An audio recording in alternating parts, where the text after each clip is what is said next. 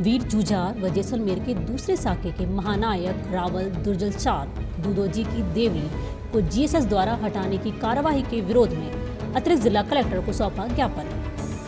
थार का घड़ा कहने वाले चांदन क्षेत्र में कड़ाके की ठंड का सितम, वाहनों पर दिखी बर्फ की चादर। बस ट्रक की भीषण टक्कर में 3 की मौत, कैबिन में बैठे लोग खिड़की से बाहर लटके सड़क पर तड़पते रहे घायल। पोखरण जैसलमेर की यात्रा पर आएगी रक्षा मामलों की संसदीय स्थायी समिति।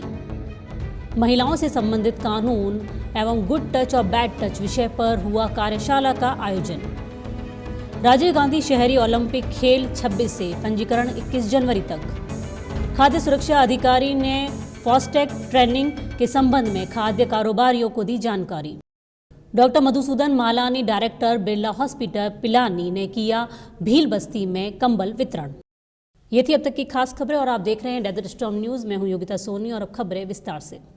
वीर जुझार व जैसलमेर के दूसरे साके के महानायक रावल दुर्जनशाल दूधोजी की देवली को जीएसएस द्वारा हटाने की कार्यवाही के विरोध में अतिरिक्त जिला कलेक्टर को सौंपा ज्ञापन। जैसलमेर जिले की फतेहगढ़ तहसील की रासला पंचायत में निर्मित 765 केवी जीएसएस में स्थित प्राचीन वीर जुझार व जैसलमेर के दूसरे साके के महानायक रावल दुर्जनशाल दूधोजी की देवली को जीएसएस द्वारा हटाने की कार्रवाई को रोकने व उक्त स्थान पर प्रतिदिन पूजा अर्चना की मांग को लेकर पर्यावरण प्रेमी सुमेर सिंह भाटी, सावता, वीरम सिंह, डूंगर सिंह, राशुराम, जितेंद्र गर्ग व पार्थ जंगाणी द्वारा अतिरिक्त जिला कलेक्टर एडीएम गोपाल लाल स्वर्णकार को ज्ञापन सौंपा गया है।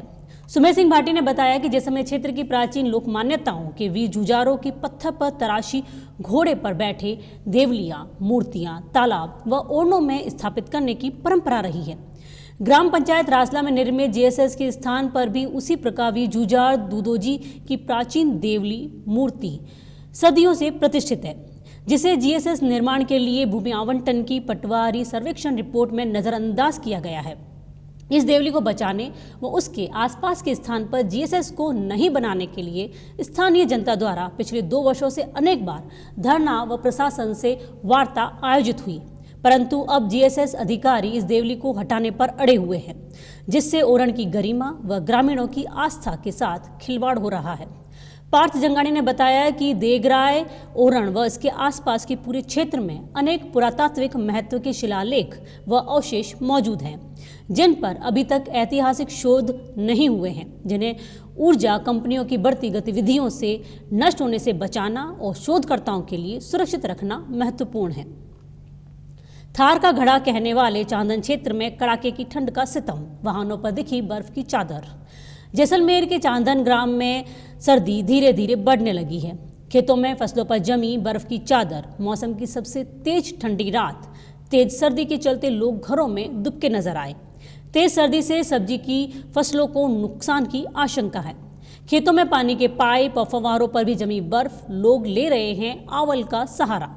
दिनचर्या भी प्रभावित। बस और ट्रक की भीषण टक्कर में 3 की मौत, कैबिन में बैठे लोग खिड़की से बाहर लटके सड़क पर तड़पते रहे घायल। जोधपुर में शुक्रवार को बस और ट्रक की आमने सामने की भिड़ंत में 3 लोगों की मौत हो गई। हादसे में 22 लोग घायल हो गए हैं, 6 की हालत गंभीर बनी हुई है। हादसा इतना खतरनाक था कि बस की कैबिन में लोग बुरी तरह से फंस गए। घायलों को जोधपुर के मथुरादास माथुर अस्पताल में लाया गया। हादसा दोपहर 3:30 बजे के करीब मथानिया इलाके में हुआ। जानकारी के अनुसार सवारियों से भरी हुई बस जोधपुर से चांडी जा रही थी। मथानिया के पास सामने से आ रहे ट्रक से भिड़ंत हो गई। हादसे के बाद मौके पर चीख पुकार मच गई। हाईवे पर लोगों ने गाड़ियां रोकी और लोगों को बाहर निकाला। पोखरण जैसलमेर की यात्रा पर आएगी रक्षा मामलों की संसदीय स्थायी समिति। सुरक्षा संबंधी संसद की स्थायी समिति के सदस्य आगामी 8 से 10 जनवरी तक जैसलमेर जिले के 3 दिवसीय दौरे पर रहेगी। जोएल ओराम की अध्यक्षता वाली इस समिति में कांग्रेस नेता राहुल गांधी भी सदस्य हैं।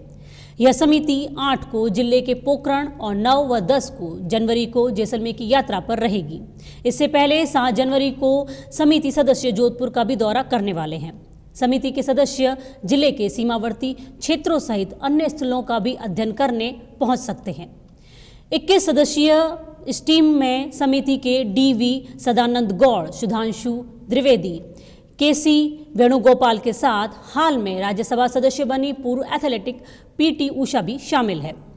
समिति में राहुल गांधी के सदस्य होने के चलते प्रशासन व पुलिस को विशेष इंतजाम करने की हिदायत भी दी गई है, क्योंकि गांधी को Z+ सुरक्षा के साथ GRPF कवर भी मिला हुआ है।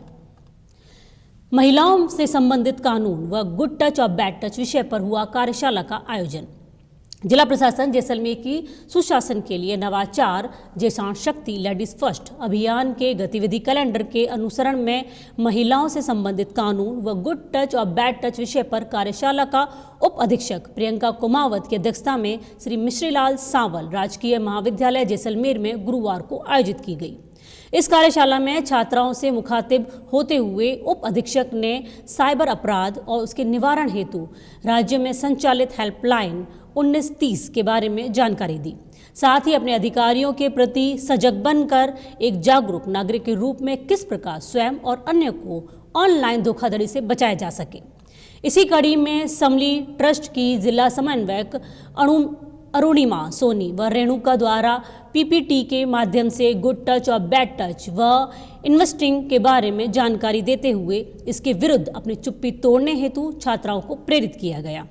महिलाओं से संबंधित कानूनों की कड़ी में घरेलू हिंसा, लैंगिक उत्पीड़न, बाल विवाह, दहेज हत्या, बालकों का लैंगिक उत्पीड़न से संरक्षण व किशोर न्याय अधिनियम की विस्तृत जानकारी चंद्रवीर सिंह भाटी व संरक्षक अधिकारी द्वारा दी गई।